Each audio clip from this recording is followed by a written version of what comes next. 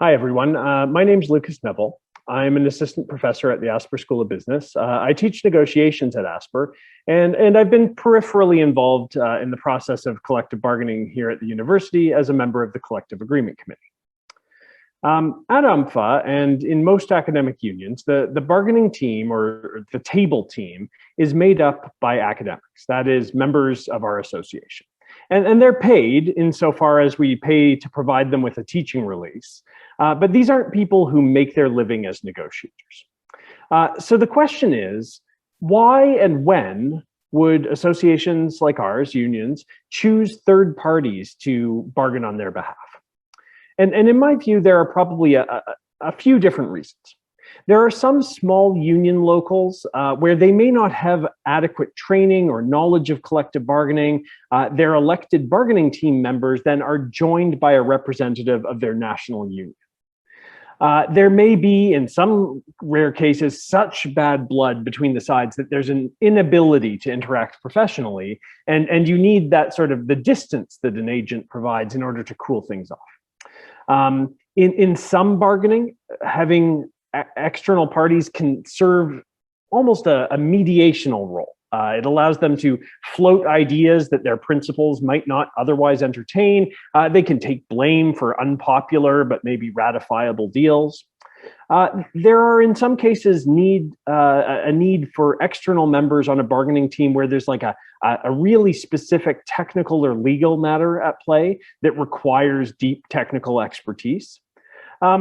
Regardless of the reasons for an external party on or leading the bargaining team, nothing really changes about the governance involved. The bargaining team negotiates according to a mandate that's provided by the membership, and it reports here to a collective agreement committee. And even if there is an external party that's added to the table, even in the role of head bargainer, I don't think I know of any models where an association's elected members don't serve on the bargaining team at all. There are also some costs. I've mentioned some of the potential benefits of having external parties involved. There are costs as well. The obvious one is that hiring an external member to lead the bargaining team is likely to be financially costly. If it, for instance, was an experienced labor lawyer, those folks don't give away their time. But there are other costs involved as well. One of the things that happens is that you need to bring an external party up to speed on all the details and nuance of our collective agreement and the issues at play and the broader context of our workplace and the workplace issues and the context of academic work in a university. And really, that is a fundamental need on that bargaining team, more than many other factors. So there's a cost to hiring them, but there's also a cost to bringing them up to speed. There's in addition, a risk of a sort of broken telephone problem where the decision making gets mediated through yet another step. And in a previous round, the university had a lawyer/lead negotiator. And as I understand it, secondhand from the Collective Agreement Committee, a lot of his time was spent essentially playing shuttle diplomacy with his principal, so our employer, going back and forth. The last part, of course, is that if there's a value to external parties as part of the table team, it comes from a willingness to empower the negotiator, to allow them to strike agreements or bring agreements back for ratification with a degree of latitude. And that is that involves fundamentally relinquishing some process control. And so there's a balancing act, right? Will the extra relinquished control be worth essentially the lowered accountability? So stepping back, if you're like me, you're probably pretty dissatisfied with the results obtained, particularly in the last two rounds of the bargaining table. And so one of the questions is, thinking about the role of external parties, could better results have been obtained if we were to, for instance, hire a professional to lead the bargaining team? And part of the answer to this comes down to your theory of why we struggled to secure gains at the table.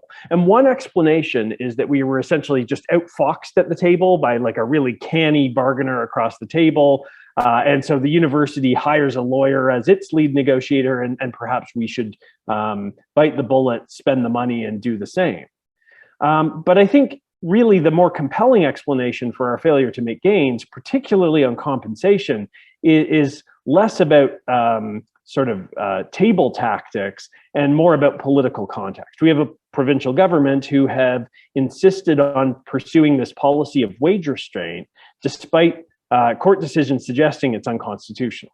And so to believe that the outcome, the unfavorable outcome is the result of choosing a bargaining team that's made up of faculty members, and that's what's disadvantaging us, also seems to be, in my mind, a bit out of keeping with the evidence. Because, of course, we look often at the other U15 schools, our other comparator institutions. And many of those U15 schools with substantially better compensation than ours, they also use the exact same structure that COUT recommends of a bargaining team that is composed of elected members from their association or appointed by the executive.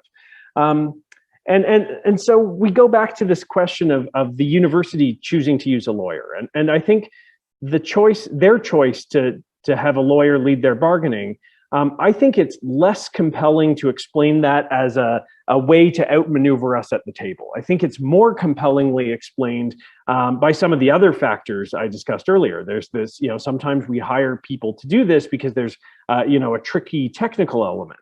And the tricky technical element for the university, as I perceive it, is that they are navigating, a really challenging situation in terms of the bargaining mandates and the zero mandates that they get handed by the province.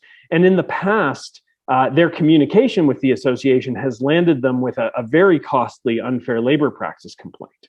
And so this is a legitimate concern for them, and I, in some ways, understand their decision to hire out this role. But I don't think that it's the same. We're not faced with the same situation on our side, and I don't think it should affect how we decide to compose our own bargaining team. In short, I think there are reasons that unions can add external members to their bargaining teams, and perhaps even a probably more limited set of reasons that a union would delegate the head bargainer role to an external party. But those tend to be pretty narrow, relatively context specific, and they come with a really substantial range of financial and other costs.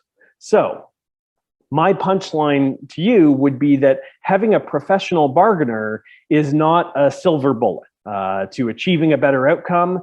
And most importantly, I don't think it does anything to reverse the political forces that have more substantially influenced our outcomes relative to other institutions.